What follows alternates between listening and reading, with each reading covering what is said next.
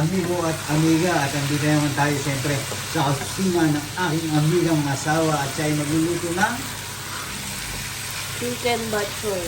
chicken bok choy. Yun. Siyempre yung chicken bok choy mo, ano na yun nandyan? Gisa ng luya, bawang, sibuyas, saka ito, sinisungkot siya na yung manok. Tsaka siyempre dito may nakaabang na atay. Tsaka ito amiga. Celery. Yun, lalagyan ng celery ni amiga at ngayon ay tanghalian natin. Hindi sa Kuwait. Hindi na nga tanghalian eh. Kumbaga parang ako na ito. Nasama na ang hapunan siguro nito, amiga. Hapunan. Merienda. Sama-sama na. At habang nagluluto ang aking amigang asawa, siya ay naglalaba. Ayan, no? Yun.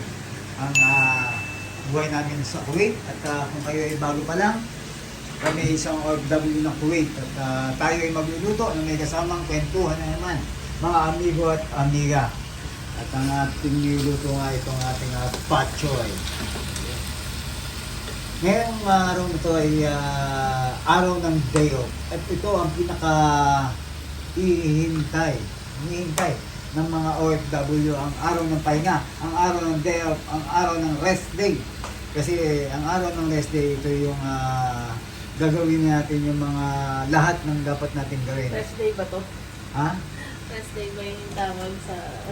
Rest day pa rin kasi hindi ka nagtatrabaho kasi pagka hindi mo sinabing rest day yan, basta gusto mo yung ginagawa mo, rest day yan. At kumbaga parang araw ng pahinga, wala ka nang iniisip, wala kang ang isipin mo lang kumain, matulog. Yan ang pinaka-rest day natin mga OFW, siyempre.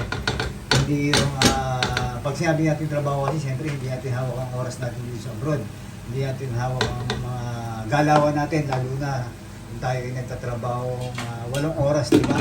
Lalo na yung mga nagtatrabaho sa bahay, sa loob ng bahay, saludo kami sa inyo. Mga amigo at amiga, kung kayo nagtatrabaho sa loob ng bahay, siyempre, ang alam ko dyan, hambang gising ang inyong amo, gising din kayo, di ba? Yung iba hindi ko alam, hindi pa rin ako sigurado. Pero ang alam ko, ganun. Kaya saludo rin kami sa inyo mga nagtatrabaho sa loob ng bahay. Kami naman nagtatrabaho dito sa labas, 8 oras kami nagtatrabaho, 1 oras yung break, tapos paglabas nun, kahit ano lang gawin nyo, basta huwag lang illegal. Siyempre, pagka nasa Kuwait, pag sinabi natin illegal, alam nyo na ang bawal. Middle East bawal siyempre dito yung mga, siyempre, ang uminom, siyempre. At kung may inumin man, hindi naman ganun ka-quality. Kaya mas maganda pang huwag na lang. Enjoy na lang tayo at kung ano lang yung okay, dun tayo sa okay. Dun tayo sa hindi na natin ikapapahamak. Kung tayo may mga pangarap, ingat-ingat lang din, di ba? Pero kung sabi nga natin, pwede tayo mag-enjoy na nagkakapila. Tama ba, amiga? Ang isang payo lang namin, amiga, pag kayo ay nasa Middle East, at lalo na kung kayo ay umalis ng malaki ang baon ng pangarap, gawin nyo yung nararapat sa legal. Lumagay kayo sa diretso, sa tama. Siyempre pag nasa abroad kayo, maraming tukso, maraming mga kondyan, maraming babalakid o yung tawag dito, amiga. Maraming haharang sa inyo, kaya Pagsubok. dapat, pagsubok yun. Maraming pagsubok na pagdadaanan nyo. Dapat matibay kayo, marunong magdala, at saka lahat, isipin nyo lang, pagsubok lang yan, lilipas din yan. Basta ang panghawakan ng pangarap nyo. Dahil lahat naman tayo nangangarap. Hindi naman sobrang yaman. Yung importante na yung komportable ka at saka yung nabibili mo yung gusto mo at ang pinakamahalaga meron tayong pangarap. Yun na lang panghawakan natin sa buhay natin. Siyempre, mga OFW. Yung ating pangarap. Ang pangarap, siyempre, lahat tayo gusto mangarap na magkabahay, komportableng buhay, yun lang naman. Hindi na natin kailangan na sobrang dami ng pera. Dahil pag sobrang daming pera, mahirap din. Baka hindi tayo makakilala. Kaya maganda, sakto lang. Pagka naman kulang at wala kang pera, hindi ka naman kikilalanin. Yun ang ating, siyempre, naranasan na natin yan. Pagka wala kang pera, kahit totoo na ang sinasabi natin, di ba? Lahat naman tayo. Minsan pag wala kang pera at wala ka pa napapatunayan, walang maniniwala sa iyo. Pero pagka naman may pera ka, minsan kahit nagyayabang ka na, maniniwala sa iyo yan.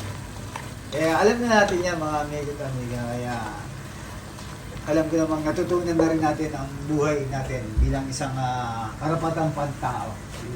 Buhay ng isang tao. Kaya enjoy lang ang buhay. Sabi nga ni amiga, magluto tayo ng patchoy na may kasamang kwentuhan, payo, advice ng isang OFW ng Puri. Yung patchoy bang yan, amiga, may tawag yan, talagang atay ng baboy, pwede rin atay ng manok, no? Niluluto namin to dati sa Pilipinas. Baboy talaga.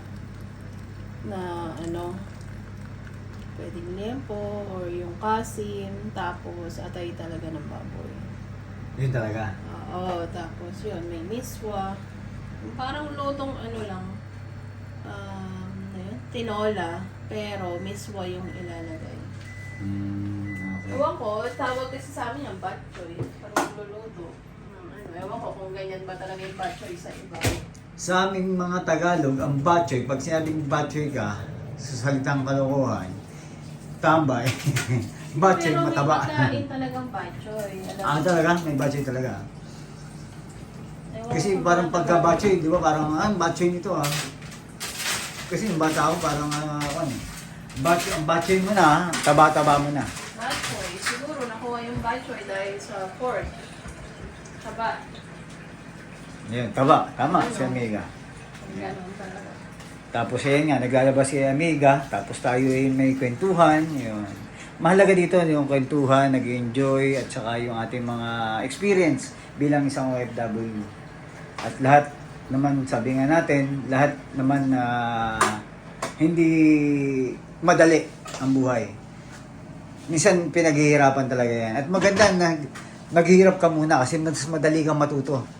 Kaysa yung napakagaan lahat, wala kang matututunan. Ang importante natuto ka. At saka kami ni Amiga, sabi ko nga sa inyo, naging OFW kami, hindi kami kagad nagduho. Hindi kami siguro nung una medyo nagduho ng konti, tapos medyo marami na naging obligasyon. Natuto kami sa buhay na magtipid kasi nga habang nagtatagal ka at nangangarap ka, mayroong mga bayarin. Buti na may mga binayaran kami at medyo matatapos na, natuto kami na, siyempre kung hindi, siguro kung sweldo namin, wala kami inisip na bayarin kasi baka ang lumaki ang ulo namin ni Amiga. Ngayon natuto kami na hindi porque nagkatrabaho ka, medyo kumikita ka kahit pa paano, natututo ka rin na, uy, dapat pala ganito. Yeah. Buti nauna yung ka namin. Yung konting sarap, tapos sobrang hirap. Ngayon patapos na kami sa hirap ng pakonti-konti lang. And kahit pa paano natuto sa buhay. Kaya medyo, sabi nga natin, pag may nagtanong, kamusta? Sakto lang. Tulad ng sinabi ko kanina, kapag sakto lang, mas maganda na yung sakto lagi. Kasi pagka sumobra ang pera mo, baka hindi ka makakilala. At pagka kulang naman, hindi ka naman kikilalanin. Ganyan ang buhay, ganyan ang tao, ganyan ang Pilipinas. Hindi, joke lang mga amigo at amiga. Doon lang tayo sa mga real talk lang tayo. Tapos ito nga, si Amiga, ito, luto na, nagsaing na rin dito ng, ang bigas namin laging ginagamit dito, basmati rice. Ito yung ginagawa sa biryani. Kasi sarap na sarap kami ni Amiga dyan, lalo na pagka ipa-fried rice. Si Amiga dahil labahin, pasilip natin yung labahin ng Amiga. Ayan. Bango. Tingnan natin to. Ano ba to, Amiga? Ano na kulang dito? Atay. Ito yung atay, miswa at celery. Baka natin yan. Yan, nilagyan ni Amiga ng hot water. Yan. Siyempre, para maraming sabaw. Para maraming sabaw. Mahilig kasi ni Amiga sa sabaw talaga. Lalo na nagkakaedad. Ganyan pala pag nagkakaedad na, mahilig sa sabaw. Kami ni Amiga, siyempre, hindi na rin kami pabata. Ayan. Papunta na tayo sa ating pagtanda at lahat yan siyempre, papunta tayo doon. At sabihin nga natin, maigsi lang ang buhay. Kung saan ka masaya, gawin mo na. Kung saan ino magpapasayo, saya sa'yo, yun, dun ka. At saka, importante, naging masaya ka sa mundo. At hindi tayo permanente. Yung iba nakakalimot na. Baka akala nila permanente na sila sa mundo. Yung mga gumagawa pa ng masama, di ba? Hindi naman tayo napakabuti, pero kahit pa paano, gumawa ka na ng kabutihan sa kapwa mo. At saka, kahit di sa kapwa mo, sa buhay mo, maging mabuti ka na lang. Kung hindi ka nakakatulong, huwag kang maging perwisyo. Yun lang ang madaling kondon. Kung hindi ka nakakatulong, huwag kang maging perwisyo. Kasi napakaigsi lang ng buhay. Huwag niyong kalimutan, hindi tayo permanente sa buhay natin, sa mundo natin. Dahil maigsi lang ang buhay. Enjoy lang. Pinaka-importante sa akin, ang mag-enjoy. At saka, darating tayo dyan na gusto natin pagdating natin sa buhay, yung nagkakapi-kapi na lang tayo, nagwawalis ng ating nagwawalis tayo ng bakuran natin. Simple lang ang buhay, yun lang. Ganun simple lang. Kasi simple lang, pag nabuhay ka ng simple, madaling sumaya. Pero pagka namuhay ka ng hindi naaayon sa buhay mo, mahihirapan ka, gumalaw. Lalo na, iisipin mo lagi yung sasabihin ng iba. Huwag kayong bumase sa sasabihin ng iba kasi hindi kayo sasaya kahit kailan. Gumalaw kayo yung gusto nyo. Kung ano yung gusto nyo, yun lang. Huwag kayong gumalaw ng kung anong gusto ng iba. Simplihan ang buhay. Yun lang. Makontento. Yun. Sabi niya, Amiga, makontento. Tama. Yun, tama sa ita. Makontento kayo. Kung ano nandyan, huwag na maghanap. Kung ano yung madali para sa'yo, yun na ang gawin mo. Kung ano yung binigay, yun lang. Ganun lang kasimple. Huwag nang mahirapan. Sabi makontento ka, nandiyan ka na lang sa buhay mo yan. Hindi naman ganun. Yun sabi ni Amiga, lakas ng Amiga. Hindi sinabi ni Amiga na makontento ko, diyan ka na lang. Ibig sabihin, may malalim na ang ibig sabihin nun eh. Ano ba Amiga ang ibig sabihin nun? Ang ibig sabihin, kumbaga, siyempre matuto ka pa rin mangarap. Harap ka na, gumalaw ka pa rin para sa future mo. Tama. But it doesn't mean na makontento ka na diyan ka na lang mahirap ka. Sabi nga nila, mamamatay ka na mahirap. Maganda yung, halimbawa, namatay ka ng, ibig sabihin, kahit namatay ka ng mahirap, kung nakita naman or alam mo naman sa sarili mo na may ginawa ka or may action kang ginawa. Ang importante gumawa ka, kumilos ka, I mean, kung ano yung ginagawa ano mo, ba? gusto mo. Yun. Kasi hanggat di mo kinikilusan yan, walang mangyayari sa'yo, di ba? At least gumalaw ka, di ba? Kahit walang nangyari, gumalaw ka. Ibig sabihin, sinubukan mo, sumubo ka. Importante, huwag kang matakot sumubok sa buhay. Huwag kang matakot Pero syempre, yung minsan, yung hindi yung parang sugod ka lang din ang sugod. Bago ka magdesisyon, sa akin lang to para sa akin ako ina-apply ko to sa sarili ko. Bago ako magdesisyon, di ko mo sinabi mo na pag di mo sinubukan, tinry, hindi mo malalaman yung result. Pero syempre, bago mo itry, bago mo subukan, pinag-isipan mo muna mabuti.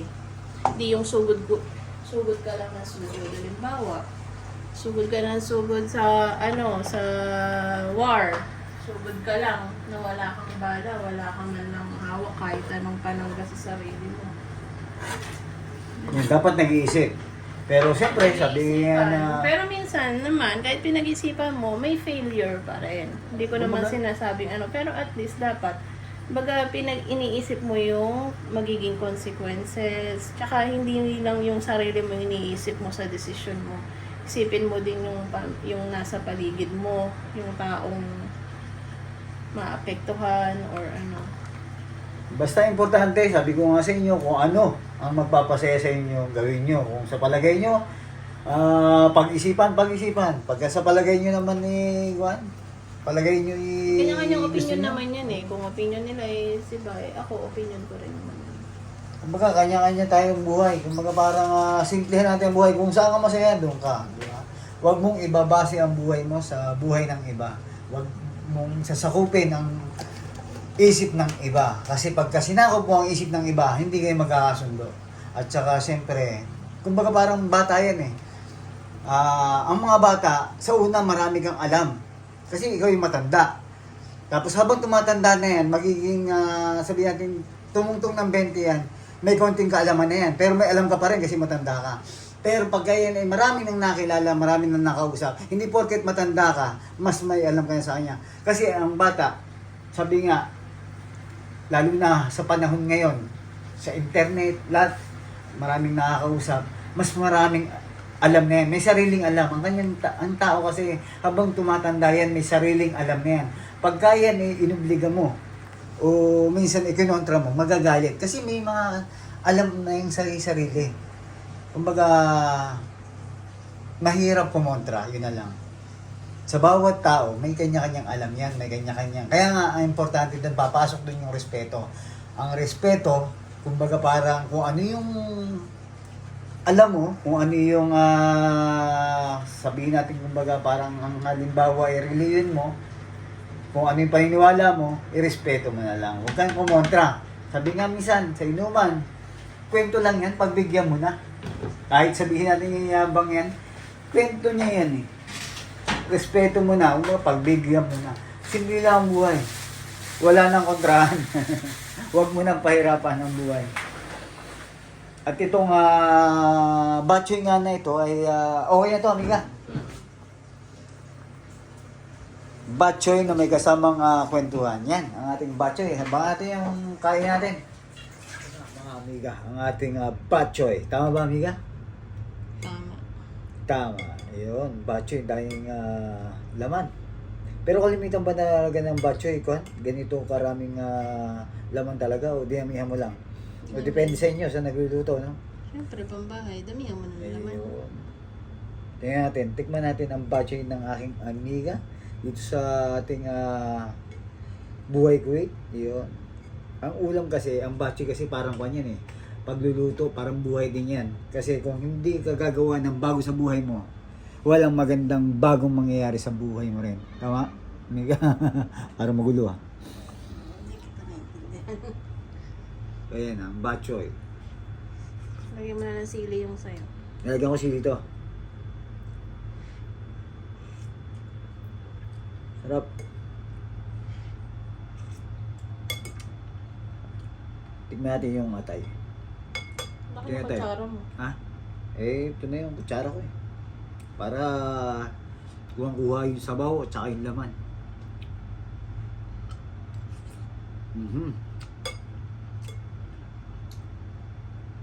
Para itong batchoy na ito, naalala ko, hinihigop din ng may sakit to. Sarap. At solve na naman ng ating tanghalian. Hindi na nga tanghalian, kasama ng merienda dito. At salamat sa pagsubaybay sa amin. Paki-subscribe, like, comment na rin po ang Don Guidote channel. Ingat po at respeto sa bawat isa. Amiga, bahat na!